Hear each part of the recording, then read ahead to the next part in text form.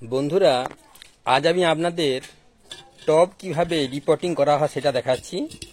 আসলে জ্যৈষ্ঠ মাস চলছে, এই বৈশাখ মাস চলছে। এই বৈশাখ মাসের প্রথম বা শেষের দিকে সাধারণত পট চেঞ্জ করা হয়। এর কিছু কারণ থাকে, তাই আজ আলোচনা করছি। সাধারণত বর্ষার আগে এই রিপোর্টিংটা করা হয়ে থাকে। এর মুখ্য কারণ মাটি যাতে একটা নির্দিষ্ট পরিমাণে জল ধরতে পারে, সে কারণে এটা করা হয়ে থাকে। আর বর্ষাকালে যখন প্রচুর পরিমাণে জল হয় আর সেই সময় যদি রিপোর্টিং করা হয় তাহলে মাটি আলগা থাকে, প্রচুর জল ধরে, ফলে নতুন যে শিকড়গুলো হয় সেগুলো পচে যায়, সে কারণে গাছ মারা পড়ে। সেই কারণে এই বর্ষার আগে আগাম রিপোর্টিং এবং গাছের কাটিং করে নিতে হয়। আসুন আজকে এই দুটো বোগেনভেলিয়া গাছ, এদের রিপোর্টিং হবে। এই হচ্ছে দুটো নতুন পট। এই ড্রেনেজ সিস্টেম ভালো করার জন্য নিচে পাথরকুচি এবং টালি ভাঙা দিয়ে সুন্দরভাবে এই যে হোলটি রয়েছে সেটিকে কভার করা হয়েছে, যাতে জলটি সুন্দরভাবে বাড়িয়ে যেতে পারে আর ওই হোলটি যাতে বন্ধ না হয়ে যায়। এরপর এতে সামান্য পরিমাণে আমরা বালি দেব, যাতে পলিমাটি জমা হয়ে যাতে ড্রেনেজ সিস্টেমটা নষ্ট না হয়ে যায়।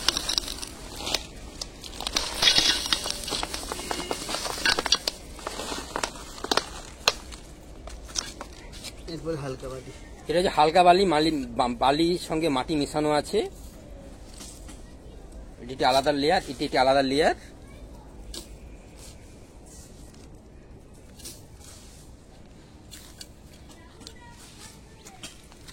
আর এখানে যে মাটিটি দেখতে পাচ্ছেন এটি হচ্ছে দোআঁশ মাটি। এর সঙ্গে মিশ্রিত আছে জৈব সার, 1 থেকে 1.5 বছরের পুরনো গোবর সার, শিংকুচি, হাড় গুঁড়ো, ফসফেট।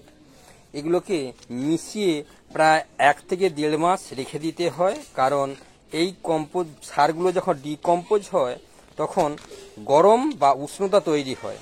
সেই উষ্ণতা থাকলে, অর্থাৎ যতক্ষণ পর্যন্ত না এই উষ্ণতা নষ্ট হচ্ছে ততক্ষণ পর্যন্ত গাছে দেওয়া যাবে না, কারণ যে গরম ভাবটা উঠে তাতে সেই নতুন শিকড়গুলো নষ্ট হয়ে যায়। সে কারণে আগে এই মাটিতে সার মিশিয়ে ডিকম্পোজ করে নিতে হবে, তারপর সেই ঝুরঝুরে মাটিগুলোকে গাছের গোড়ায় ব্যবহার করা যেতে পারে। রিপোর্টিংয়ের জন্য এইভাবে ব্যবহার করা হচ্ছে। আর আপনারা যদি পুরাতন টবে মাটি দেন তখনও এইভাবে মাটি দিতে পারেন, আর না হলে এই সারগুলোকে নির্দিষ্ট জায়গা সামান্য মাটির সঙ্গে মিশিয়ে নির্দিষ্ট ছায়াযুক্ত জায়গাতে রেখে দিবেন, যাতে এই সারগুলো সুন্দরভাবে ডিকম্পোজ হয়ে যেতে পারে। এইবার এই পলি প্যাকেটটাকে কাটা হচ্ছে, কারণ শিকড় যাতে সুন্দরভাবে পাস করতে পারে, সে কারণে এই পলি পেপারগুলোকে বাতিল দিতে হয়।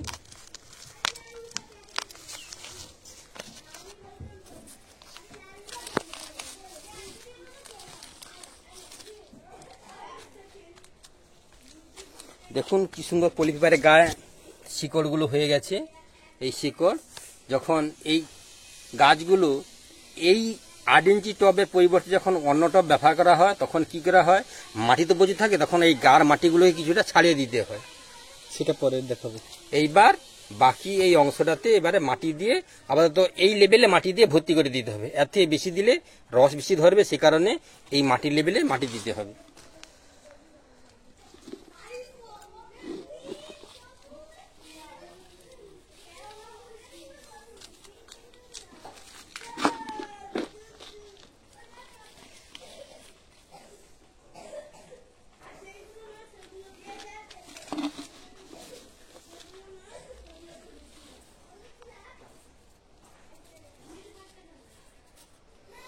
প্রথম কয়েকবার, অর্থাৎ রিপোর্টিং করার পর প্রথম যখন জল দেওয়া হবে, সেক্ষেত্রে কি করা হবে না, জলটি খুব কম পরিমাণ দিতে হবে। যেহেতু আলগা মাটি, তাই ড্রেনেজ সিস্টেম দিয়ে জল বেরোনোর আগে এই মাটিতে প্রচুর পরিমাণে রস ধরবে।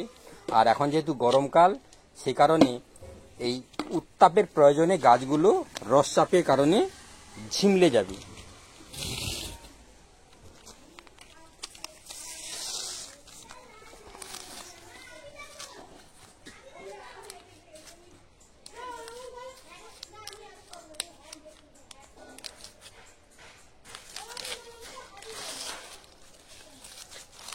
আমরা যখন চারা কিনতে যাই তখন একটা ভুল করে থাকি, সবার ক্ষেত্রে সাধারণত এটা হয়ে থাকে। কি করি আমরা না, গাছ কেনার সময়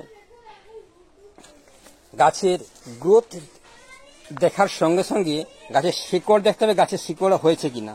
নাহলে গাছের গ্রোথ ভালো আছে, শিকড় সে ধরনের নাই, সুন্দর ফুল আছে, আমরা দেখে নিয়ে চলে এলাম, কিন্তু বাড়িতে যখন রিপোর্টিং করতে গেলাম বা টবে বসালাম তখন মারা গেল। আসলে গাছের শিকড় হওয়ার আগে যদি বেশি নাড়াচাড়া হয় তাহলে গাছটি নষ্ট হয়ে যায়।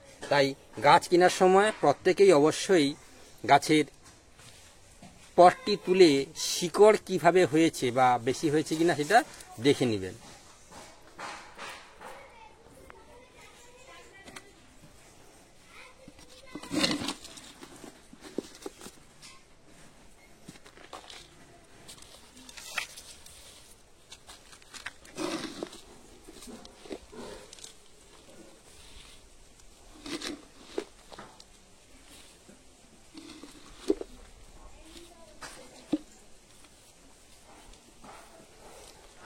তো বন্ধুরা, আমাদের রিপোর্টিং হয়ে গেল।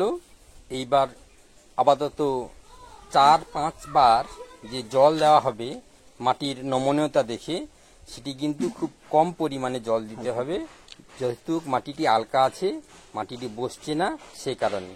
তো বন্ধুরা, আপনারা আপনাদের নিজস্ব মতামত কমেন্টের মাধ্যমে জানাবেন, লাইক কমেন্ট শেয়ার করবেন।